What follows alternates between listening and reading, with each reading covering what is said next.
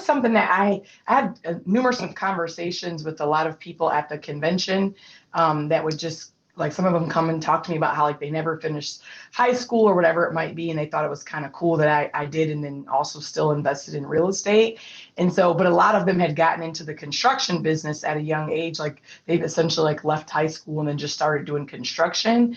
And they Mm, kind of were like beating themselves up about like, oh, I'm so behind, I'm 50 and I'm this. And I'm like, dude, you have a skill that I don't have. Like, I wish I could do construction, especially now that we're going to be settling permanently where we are. And we've made this place, a permanent home for us because now I can actually go and I can look at my properties myself. Like, I'm able to buy more in a certain market that's not too far from me. Once I'm done with as far as our financial plan of paying everything off here in the next like mhm. 4 years.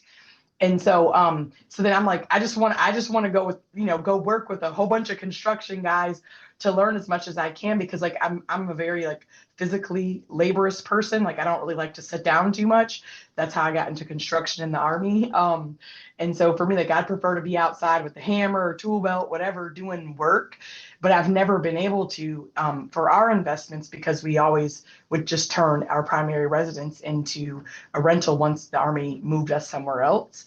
And so, like I said, now that I've got stability, we'll have stability moving forward until I die. I'm excited to be in the same location, but I just like I wish I had those skills that you guys have because I've had to like budget over the years, and I think I was talking to some guys on school this morning, explaining to them like I've never even budgeted like out of my husband and I's income because with us being both soldiers, we made a really decent income. Mhm. And so I always budgeted for our properties like that we paid for everything. And then if and when a tenant paid, I would just make double payments on the houses.